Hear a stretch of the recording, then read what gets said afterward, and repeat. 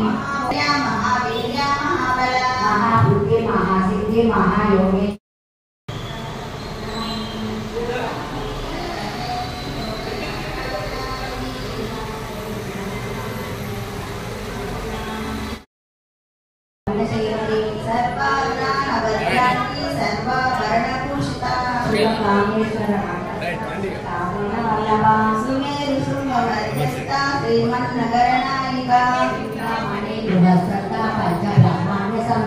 महापद्माटवी संस्था कदम कामाक्षी कामदायिनी देवर्षि गण संगाता संपत्करी समारूढ़ा सिंधूरवद सेविता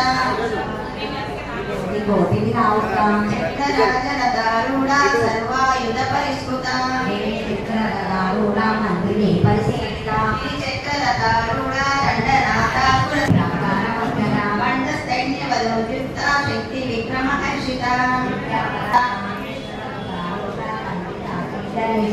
महागणेश निर्विघ्ना विघ्नयति महापशुपता सैनिका माहेश्वरास्त्र निर्दग्धा पुत्रा ओ गणनाथा ओ गौरी पुत्रा तोली पूजनी देले विघ्नेश्वरा पूजनी देले विघ्नेश्वरा ओ नीवे कदा माकु तोली दैवम नमाकिंकयवरुन्नरु నీవే కదా మాకు తొలి దైవము నీ కన్నా మాకింక ఎవరున్నారు నీవే కదా మా భవాని భవాని భువనేశ్వరి భువనేశ్వరి సంసార సంసార సాగరే సాగరే మగ్నం మగ్నం మా కాత్యాయని కాత్యాయని మహామాయే भुवनेश्वरी संसार संसार सागरे मग्नमये अखिलांड कोटि ब्रह्मांड नायकुडैन परब्रह्म स्वरूपमై ఆది గురువై అందరినీ సర్వార్థంలో ఉంచడానికి అవతరించిన నానా రూప ధరో భూత్వా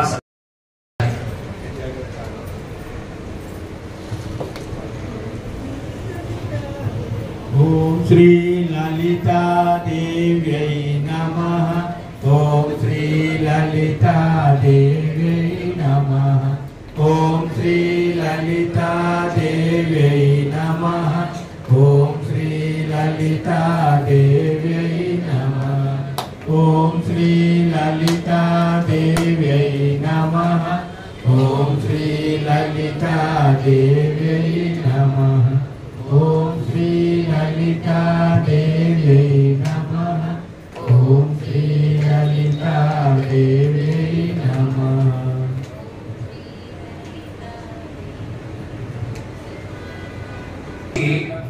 నిద్రను పోతుంటాడు నిద్రలోకి వెళ్ళిపోయాడు అంటే మన అందరికీ అనుమానం ఏమొస్తుందంటే నిద్ర లోకం ఏమైపోతుంది పరమాత్మ నిద్రపోవడం అంటే ఏదో కారణం లేకుండా ఒక కార్యం ఉండదు కనుక ఏదో ఒక కార్యం సంకల్పం ఉంటేనే ఒక కారణం సంకల్పం ఉంటేనే కార్యం రూపు దాల్చుతుంది ఆ విధంగా పరమాత్ముడు యోగ నిద్రలోకి అలసిపోయి వెళ్ళినప్పుడు ఆయన ఆవహించగానే ఏదైతే ధనస్సును పట్టుకున్నాడో ఆ ధనస్సు పైన అడ్డు మూసుకొని నిద్రలోకి వెళ్ళినాడు కాలం గడుస్తుంది దేవతలంతా ఒక మంచి యజ్ఞాన్ని చేయాలనేటువంటి ఒక సంకల్పం పెట్టుకుంటారు ఇక్కడ ఓ 5 రోజులు అమ్మవారి యొక్క దేవి వైభవాన్ని వినాలని మనం వేదంలో వినాలనే సంకల్పం ఎట్లాగైతే కలిగిందో దేవతలందరికీ అదే విధంగా కలిగింది కలగగానే బ్రహ్మదేవుడు శివుడు ఇద్దరు కలిసి ఓ యజ్ఞం జరగాలి అంటే యజ్ఞో యజ్ఞపతి యజ్వా యజ్ఞాంతో యజ్ఞవాహన సాధన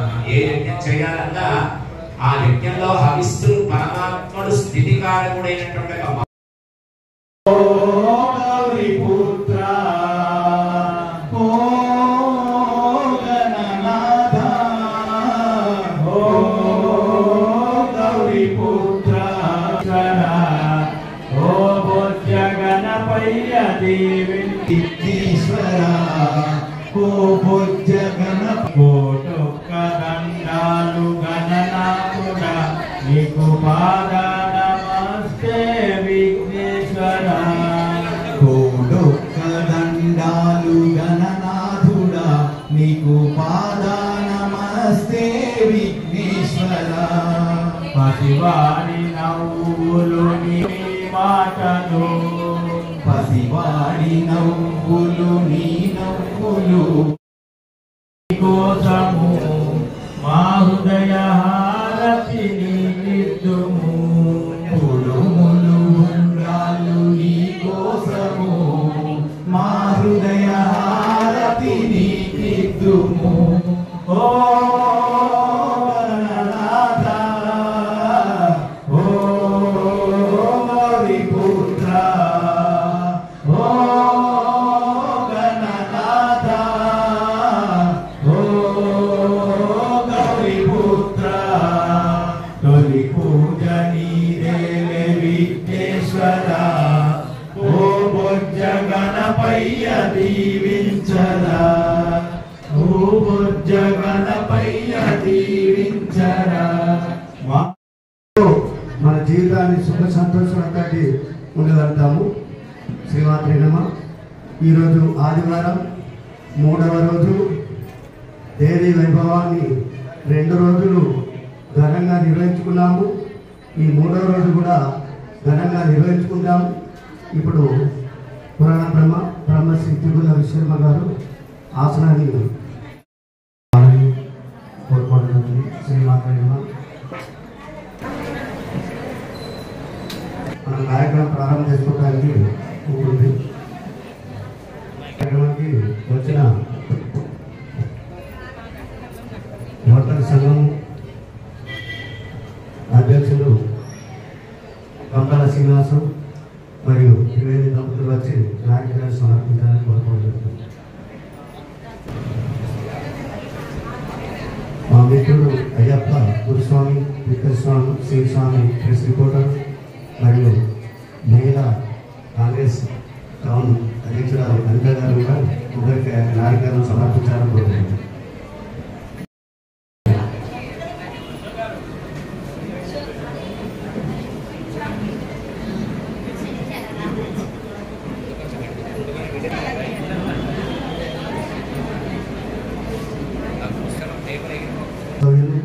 అయ్యప్ప దీక్షాపరుడు, ఆధ్యాత్మిక పరుడు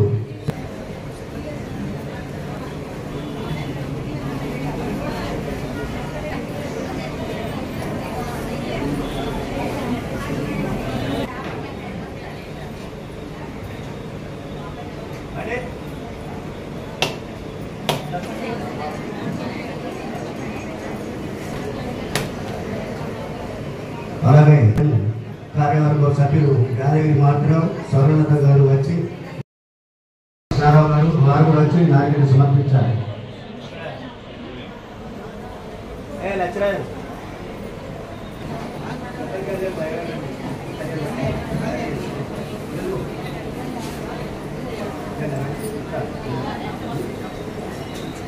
కూర్చోండి, కూర్చోండి, ఇంకా ముంగడి కూర్చోండి, ఇంకా ఇంకా అమ్మ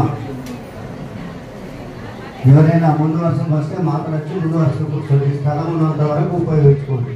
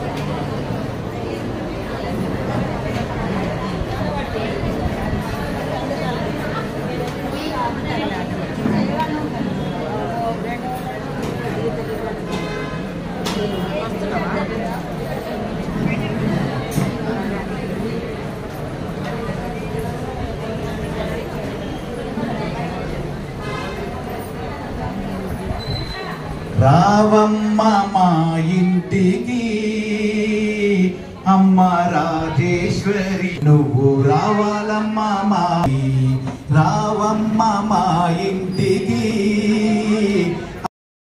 రాజేశ్వరి అమ్మ జగదీశ్వరి మాకు ఆకలిస్తే అన్నపూర్ణవైనావమ్మ సరస్వతి నీవేనమ్మా మాకు ఆకలిస్తే అన్నపూర్ణవైనావమ్మ మాకు చదువు చెప్పే సరస్వతి నీవేనమ్మా బెజవాడ దుర్గమ్మ నీవేనమ్మా శ్రీశైల భ్రమరాంబ నీవేనమ్మా బెజవాడ దుర్గమ్మ నీవేనమ్మా శ్రీశైల భక్షణం ఉమాసుతం శోక వినాశకారకం నమామి విఘ్నేశ్వర పాద పంకజం అవ్యయ మాధవ అంత వివర్జిత అబ్దిసుత ప్రియకాంత హరే కృష్ణ జనార్దన కృష్ణ జనార్దన కృష్ణ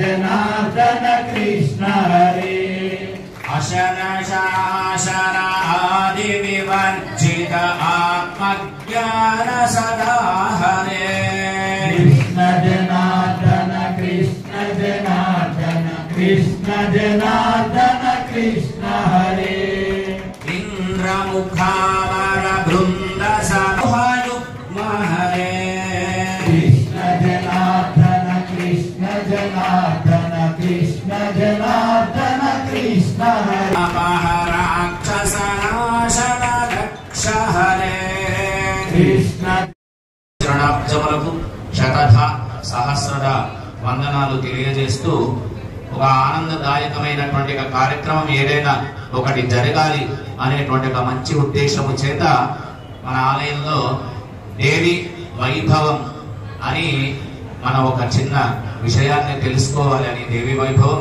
తెలియని వాళ్ళు ఎవరు లేరు ఎందుకంటే అందరూ దేవి ఇక్కడ కూర్చున్న వాళ్ళంతా అందరిలో ఆమె శక్తి ఉన్నది ఆ శక్తి స్వరూపమే ఒక్కొక్క సమయంలో ఒక్కొక్క అవతారంగా ఎత్తి రాక్షసులు చేసేటువంటి ఒక బీభత్సాన్ని తుడమార్చి అందరినీ ధర్మ మార్గం వైపు ఎలా నడిపిందో తెలిపేదే అమ్మవారి యొక్క దివ్య లీలా వైభవం.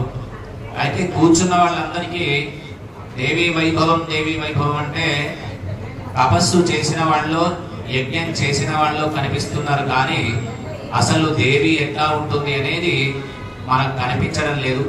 మరి దేవి కనిపిస్తే చూసేంత శక్తి కూడా మనకు లేదు.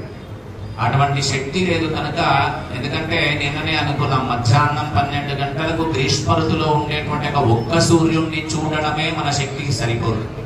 అటువంటిది కోటి సూర్య సమప్రభమైనటువంటి జగన్మాత కనుక మన ముందు అవతరిస్తే ఆ అవతారాన్ని చూసేటువంటి దివ్య శక్తి మనకు లేదు కనుక కేవలం ఆ శక్తి ప్రసరణ సూర్యుని యొక్క కిరణాలు మన పైన పడితే మన శరీరంలో ఉండేటువంటి రుగ్మతలు ఎట్లా దూరం అవుతున్నాయో అమ్మవారి యొక్క దివ్య లీలా వైభవంలో వచ్చే దివ్య లీలలలో ఉండేటువంటి విభూతి ఒక్కటి వేణువు మనకు తాగినా మనం మన తరాలు ధరిస్తాయని మనం మంచి మార్గంలో ఉంటామని 18 పురాణాలలో ఉండేటువంటి సారాంశం ఒక్కటే ఉంటుంది. మనందరికీ తెలుసు. ఇక్కడ విన్న వాళ్ళందరం సుమారు ఒక్కొక్క పురాణాన్ని 3 సార్లు 4 సార్లు విని ఉంటారు.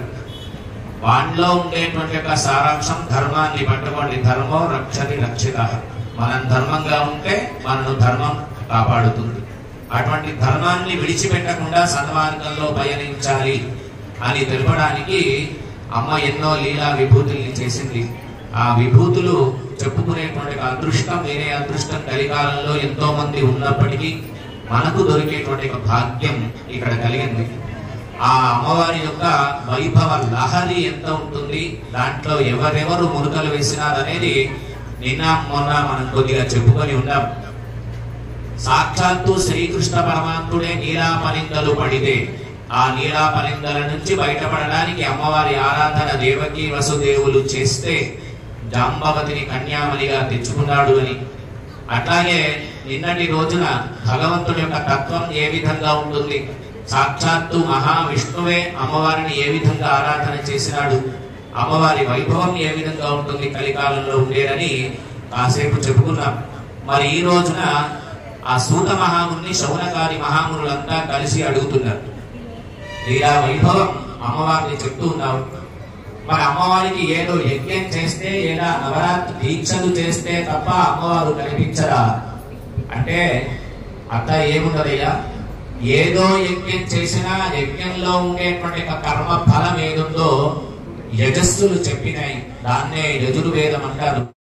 కర్మ ఫలేషు దుష్టాం దుర్గాన్ దేవీ శరణమహం ప్రపద్యే సుదర్శి దర్శే నమః. కేవలం అమ్మ యొక్క పాదాలు పట్టుకుంటే దుర్గతి నుంచి సద్గతిని ప్రసాదించే తల్లి ఆ జగన్మాతనే.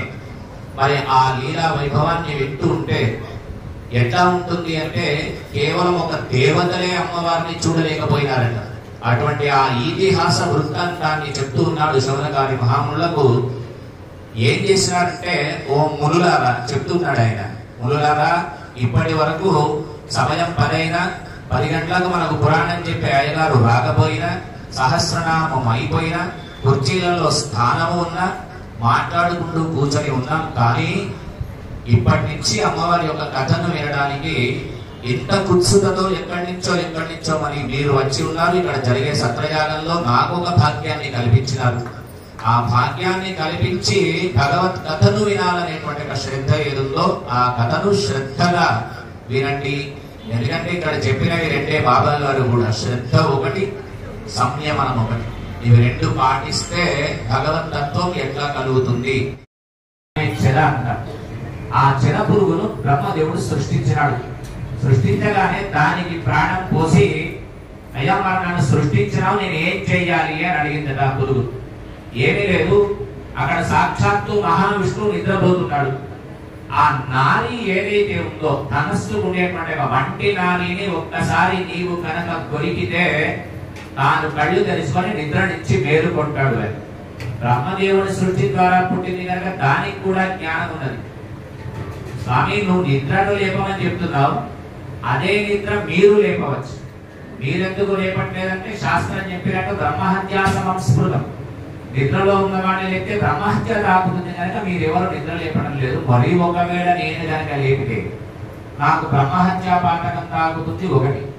ఒకవేళ విష్ణుమూర్తి లేపితే నాకు వచ్చే ప్రయోజనం ఏం లేదు. అది కూడా మనలాగానే బాగా ఆలోచిస్తున్నాను. ప్రయోజనం ఉండాలి, వేరే ప్రయోజనము లేకుండా నేనేం చెయ్యను అని.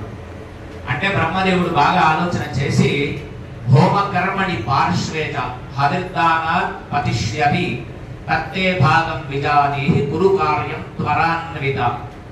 నిన్ను ఊరికే ఆ మట్టి నాడిని కొరకమనట్లేదు, నీవు అడిగినావు కనుక నీకేం చేస్తామంటే ఏదైతే యజ్ఞం జరుగుతుందో ఆ యజ్ఞంలో వేసేటువంటి హవిస్సులు ఏవైతే ఉంటాయో ఆ హవిస్సులు హోమకుండంలో కాకుండా పక్కకు ఏవైతే పడిపోతాయో ఆ పక్కకు పడ్డటువంటి ఆ హవిర్భాగం మొత్తం కూడా నీదే అని చెప్పినాడు.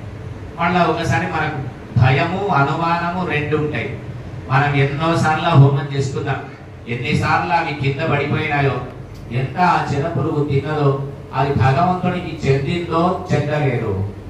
అంటే మనం వేయడానికి, హోమం చేయడానికి, ఓ పూజ దగ్గర మనం కూర్చున్నా దేవి వైభవం ఏం చెప్తుంది అంటే అమ్మవారు కనిపించలేదు. ఎన్ని కథలైనా 3 రోజులైనా ఒక్క అమ్మవారి సాకార రూపం ఒక్క కథలో కూడా మనకు రాలేదు. ఇప్పటి వరకు కనిపించలేదు, కేవలం అశరీరవాణి మాత్రమే వినిపించింది. మరి ఎందుకు కనిపించట్లేదు అంటే దేవి భాగవతం మనకు నేర్పుతుంది దేవి వైభవం. ఏమని అంటే ఒక పూజ దగ్గర మనం కూర్చున్నప్పుడు మనకు మొట్టమొదటిగా ఉండవలసినది శ్రద్ధ. ఆ శ్రద్ధతో ఏది చేస్తామో భగవత్ సమర్పించుకుంటాం. ఒక 6 నెలల పిల్లడికి అన్నప్రాశన అయిపోయిన తర్వాత ఎన్ని పనులు ఉండనివ్వండి, ఆ పనులన్నీ పక్కన పెట్టి ఒళ్ళో కూర్చొని ప్రేమ చేత భక్తి చేత తినాలనే కోరిక చేత ఆ పిల్లవాడి కడుపు నిండితే ఈమె పని ఈమె చేసుకోవచ్చు తల్లి. అంత ఆర్తితో ఆ చిన్న పిల్లవాడికి ఎట్లాగైతే అన్నం తినిపిస్తామో అదే ఆర్తి భగవంతుడి దగ్గర సమర్పించే ఏ విషయంలో పుష్పము సమర్పించిన, గంధము సమర్పించిన, చివరికి మనం ఏదైతే హవిస్సులు ఉన్నాయో ఆ హవిస్సులు సమర్పించిన శ్రద్ధతో సమర్పించాలి. వెంటనే ఏం చేసింది, హవిర్భాగం ఇస్తాననగానే సరే అన్నది వంబ్రి అనే పురుగు. ఆ బాణం పైకి వెళ్ళింది. అగ్రం పైన ఏది ఉందో ఆ అగ్రం యొక్క తాడును కొరికింది. కొరకగానే ఒక్క ఒక్కసారి పిళ్ళుమని ప్రతిధ్వనించిపోయింది శబ్దమంతా. బ్రహ్మాండ క్షుభిరం సర్వం వసుధా కంపితా కథా సముద్రాశ్చ సముద్రిగ్రాహ త్రేసుష్ట జలం జంతవః. ఒక్కసారి ఆ వింటినారి తెగిపోగానే బ్రహ్మాండమంతా సంక్షోభించింది, భూమి అంతా కంపించింది, సముద్రాలన్నీ ఒక్కసారి భూర్గిలినాయి, తిమింగళాలకు వణుకు పుట్టింది, జంజామారుతాలు వీస్తున్నాయి, పర్వతాలన్నీ అమంగళకరంగా సూచనగా మొత్తం ఉల్కాపాతాలు ఏర్పడి మహోత్పాతము జరిగింది. హఠాత్తుగా ఉన్నటువంటి సూర్యుడు ఒక్కసారి అస్తమించిపోయినాడు. చీకట్లన్నీ దట్టంగా వ్యాపించి ఉన్నాయి. కేవలం ఒక్క చిన్న పురుగు మట్టినారి కొరికినందువల్ల. అట్లా కొన్ని క్షణాలు గడిచిన తర్వాత చీకటంతా పోయింది, బీభత్సమంతా శాంతించింది.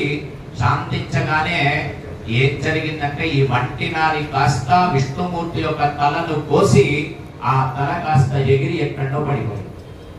పడిపోగానే దేవతలంతా ఆశ్చర్యపోతున్నారు. జగన్నాటక సూత్రధారి సాక్షాత్తు ఎన్నో యజ్ఞాలలో హవిర్భాగాలు ఆయా దేవతలకు సమర్పించేటువంటి యజ్ఞంలో ఉండే శ్రీమన్నారాయణమూర్తి స్థితికారకుడు. ఆయననే అందరినీ పాలించేవాడు. అటువంటి పాలించేటువంటి శ్రీమన్నారాయణ మూర్తి తలనే ఎగిరిపోయింది. జగన్నాథ, నీవే దేవాది దేవుడవు, సనాతనుడవు, ఏమిటయ్యా ఇంత దారుణం జరిగిపోయింది? నీ శిరస్సును అసలు ఎవరు ఖండించినారు చెప్పాలి. మేము మా అంతటా మేము చేసుకున్నటువంటి స్వయంకృతాపరాధం అని బ్రహ్మదేవుడు విలపిస్తూ ఉన్నాడు. సాత్వికమైనటువంటి ఒక ఏమిటి ఇదంతా? దీనికి అసలు మూల కారణం ఏమిటి? మనం ఎంత మూర్ఖులము, మాకింకా రక్షకుడు ఎవరు అని అసూలు వాస్తున్నాయి. వాస్తుంటే దేవతలంతా కూర్చున్నారు, బాధపడుతున్నారు. చూస్తుండగానే శిరస్సు కాస్త ఎక్కడికో ఎగిరిపోయింది. దిక్కు తోచక ఎక్కడి వాళ్ళు అక్కడ బాధపడుతూ ఉంటే బాగా ఆలోచించినాడు దేవతలకు గురువైనటువంటి బృహస్పతి. ఆలోచించి జరిగింది జరిగిపోయింది, జరగాల్సింది చూడండి. ఇది ఏదో కారణం లేకుండా ఏ కార్యం కూడా ఉంది. భగవత్ సంకల్పం ఏదో దీని వెనుక దాగి ఉంది.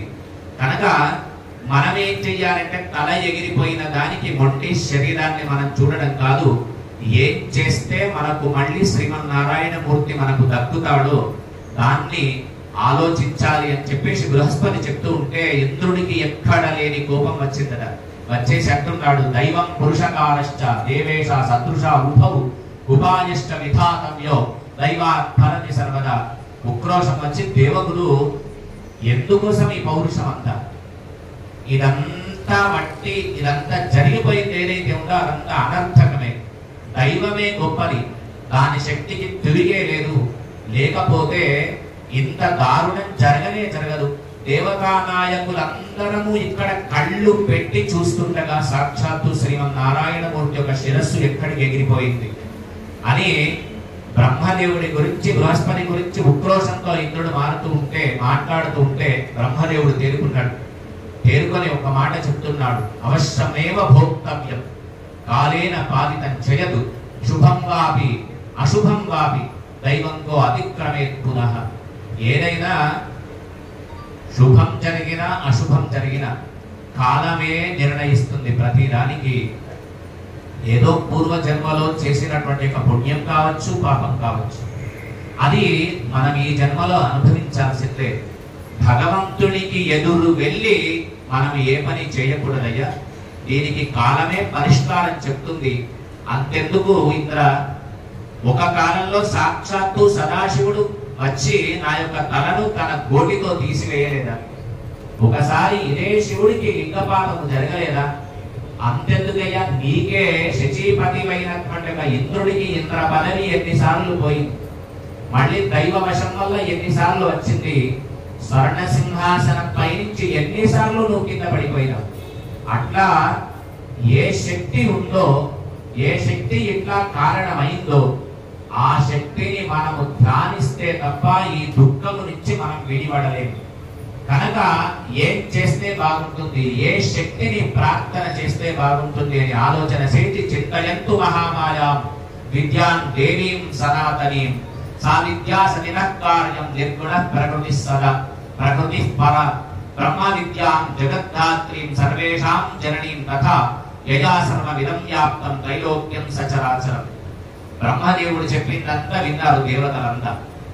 ఏ దేవుడు ప్రార్థన చేసినా, ఏ దేవుడిని ప్రార్థన చేసినా కేవలం విష్ణుమూర్తి యొక్క తలను ఇప్పించగలిగినటువంటి శక్తి ఎవరికి ఉంది అంటే కేవలం ఒక్క జగన్మాతకే ఉంది.